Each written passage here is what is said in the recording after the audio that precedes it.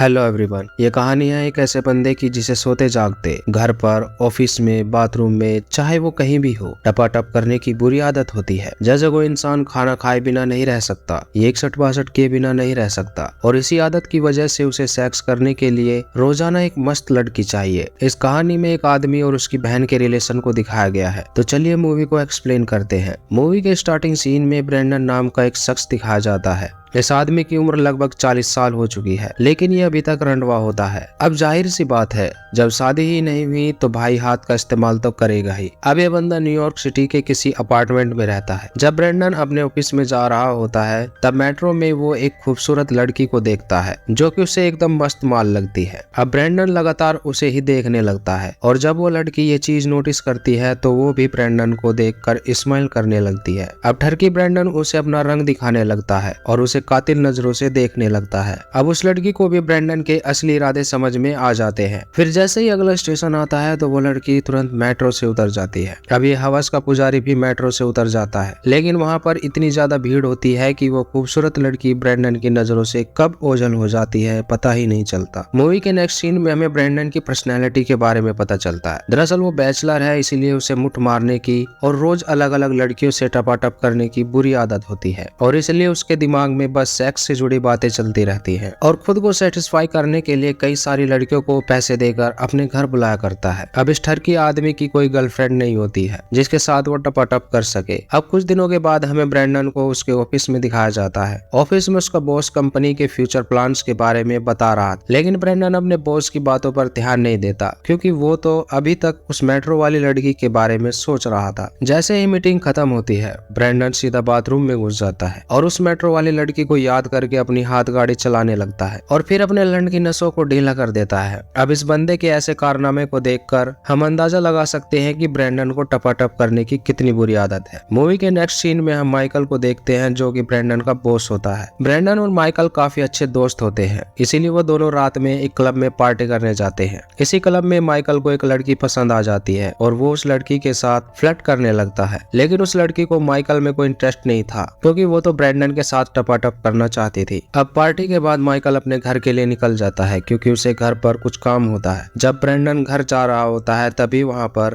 Club वाली लड़की Brendon को अपने साथ चलने का ऑफर देती है। ब्रेंडन भी उसके साथ चलने के लिए तैयार हो जाता है और फिर वो पेलन कार्यक्रम शुरू कर देते हैं। मॉर्निंग में ब्रेंडन जब अपने घर पहुँचता है तो वो घर की हालत देखकर दंग रह जाता है, क्योंकि उसके घर का दरवाजा पहले से ही खुला हुआ होता है और घर का सामान इधर उधर बिखरा पड़ा था। अब ये सब देखकर ब्रेंडन को लगता है कि जरूर उसके घर में चोरी हुई है, इसीलिए वो परेशान हो जाता है। अब उसे घर के शावर से कुछ आवाजें आती हैं, इसीलिए वो एक डंडा उठाता है और शावर की ओर बढ़ने लगता है। वो उस चोर को मारने ही वाला होता है कि तभी वो देखता है कि वहाँ पर कोई और नहीं बल्कि उसकी बहन सैली है, और उसी ने घर की ऐसी हालत की है। सैली को देखकर ब्रेंडन हैरान और परेशान हो जाता है और वो उससे पूछता है कि तुम घर के अंदर कैसे आई। सैली उसको बताती है कि कुछ समय पहले तुमने मुझे अपार्टमेंट की एक चाबी दी थी और उसी से दरवाजा खोलकर मैं अंदर आई हूँ। दरअसल सैली एक सिंगर है और वो किसी काम के सिलसिले से न्यूयॉर्क आई थी, और उसे न्यूयॉर्क में रहने के लिए कोई अच्छी जगह नहीं मिल रही थी, इसीलिए वो अपने भाई के घर आ जाती है। यहाँ आने से पहले वह अपने बॉयफ्रेंड के साथ रहने वाली थी, लेकिन उसने उसे धोखा दे दिया, जिसकी वजह से उनका ब्रेकअप हो गया है। उसके साथ जो कुछ भी हुआ वो सारी बातें अपने भाई ब्रेंडन को बताती है। अगले सीन में ब्रेंडन अपनी बहन को फोन पर उसके बॉयफ्रेंड से रोते हुए सुनता है और उसे बहुत बुरा लगता है, इसीलिए वो सैली को अपने साथ रहने की परमिशन दे देता है। अगले दिन सैली तैयार होती है और वो ब्रेंडन से कहती है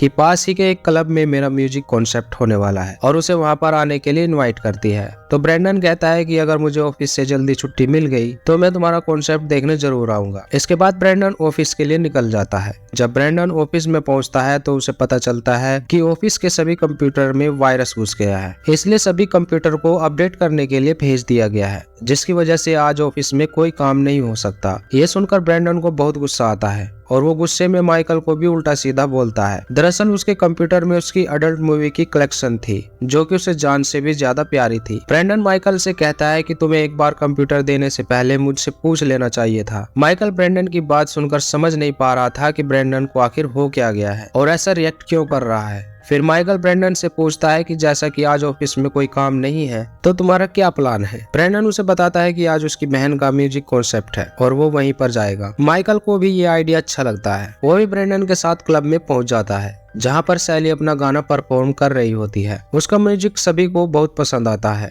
माइकल सैली को देखकर काफी इम्प्रेस होता है और उसे वो बहुत पसंद आती है। शो खत्म होने के बाद सैली ब्रेंडन से मिलती है और साथ ही वो माइकल से भी मिलती है। माइकल उसका हाथ पकड़कर उसकी काफी तारीफ करता है। ये सब ब्रेंडन भी वहीं बैठकर देख रहा होता है, जो कि उसे काफी अजीब लगता है। अगले सीन में जब तीनों कार से घर की तरफ लौट रहे होते हैं तो माइकल और सैली ब्रेंडन के सामने ही चुम्मा चाटी करने लगते हैं। अपनी बहन को माइकल के साथ ऐसा करता देख उसे बहुत बुरा फील होता है। घर पहुंचने पर माइकल सैली को लेकर ब्रेंडन के रूम में घुस जाता है और टपाटप कार्यक्रम स्टार्ट कर देते हैं। जब वो टपाटप कर रहे होते हैं तो बाहर ऊँ आह की आवाज जोर जोर से आने लगती है। उनकी आवाज को सुनकर ब्रेंडन काफी परेशान हो जाता है, लेकिन वो कुछ नहीं कर पाता क्योंकि माइकल उसका दोस्त होने के साथ साथ उसका बॉस भी होता है। कुछ देर बाद ब्रेंडन उनकी आवाजों से काफी ज्यादा अपसेट हो जाता है और जॉगिंग करने के लिए बाहर चला जाता है। थोड़ी देर बाद जब ब्रेंडन घर लौटता है तो वो देखता है कि उसके बेडरूम की हालत बहुत खराब है, जिसे देखकर वो और भी ज्यादा गुस्सा हो जाता है और फिर वो अपनी बेड शीट बदलकर सो जाता है। तभी सैली भी उसके रूम में आती है और वो ब्रेंडन के साथ सो जाती है।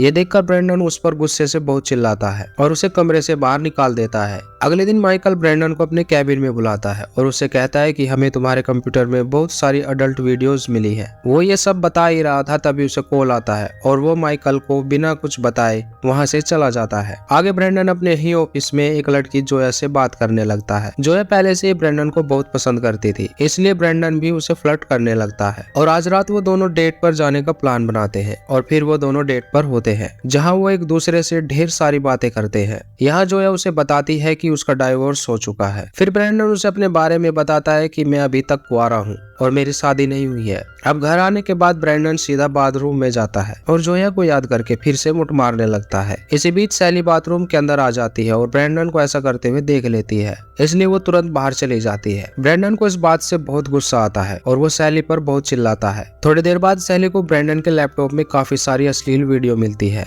जिसे देखकर सैली समझ जाती है कि ब्रेंडन पोर्न एडिक्ट हो चुका है। उसी रात ब्रेंडन को समझ में आता है कि अब उसे ये सब बंद करना होगा, इसीलिए वो सारे अडल्ट वीडियो के कलेक्शन और मैगजीन को कूड़े के ढेर में फेंक देता है। नेक्स्ट सीन में ब्रेंडन अपने ऑफिस में जाता है और जोया से मिलता है और फिर उसे किस करता है। इसके बाद वो दोनों एक होटल में जाते हैं और टपाटप करने लगते हैं, लेकिन ब्रेंडन पिछली रात को लेकर काफी परेशान था, इसलिए वो जोया को संतुष्ट नहीं कर पाता और फिर जोया भी बहुत गुस्से में वहां से चली जाती है। अब जोया के वहां से चले जाने के बाद ब्रेंडन एक कॉल गर्ल को बुलाता है और उसके साथ गप्पा-गप करके अपने आप को शांत करता है। मूवी के नेक्स्ट सीन में ब्रेंडन रूम में टीवी देख रहा होता है, तभी सैली भी उसके पास आकर बैठ जाती है। यहाँ ब्रेंडन सैली से कहता है कि तुम्हें माइकल से दूर रहना चाहिए क्योंकि वो शादीशुदा है। इस पर सैली ब्रेंडन को सॉरी भी बोलती है, लेकिन ब्रेंडन काफी परेशान हो चुका था, इसलिए वो सैली को घर से निकल जाने को कहता है, जिस पर सैली उससे रिक्वेस्ट करती है कि वो उसे इस घर में रहने दे क्योंकि उसके अलावा सैली का इस दुनिया में कोई भी नहीं है। ये सब सुनने के बाद भी ब्रेंडन उसकी एक नहीं सुनता और उसे घर से निकाल देता है। उसके बाद रात को ब्रेंडन एक क्लब में जाता है जहाँ पर वो एक लड़की से उसके बॉयफ्रेंड के सामने ही फ्लर्ट करने लगता है, जिससे उस लड़की के बॉयफ्रेंड को काफी ज्यादा गुस्सा आ जाता है। इसलिए जब ब्रेंडन बाहर निकलता है तब उस लड़की का बॉयफ्रेंड ब्रेंडन को बहुत मारता है। अब ब्रेंडन काफी ज्यादा डिस्टर्ब हो जाता है, इसीलिए वो अपना गुस्सा निकालने के लिए एक कॉल गर्ल के पास जाता है और उसके साथ गपागप करता है। इसी दौरान सैली ब्रेंडन को बहुत सारे कॉल और वॉइस मैसेज कर रही थी। इसमें वो ब्रेंडन को कॉल उठाने को कह रही थी और माफी भी मांग रही थी, लेकिन ब्रेंडन इन सभी कॉल और मैसेज को इग्नोर करता है। ब्रेंडन मेट्रो से घर आ रहा होता है,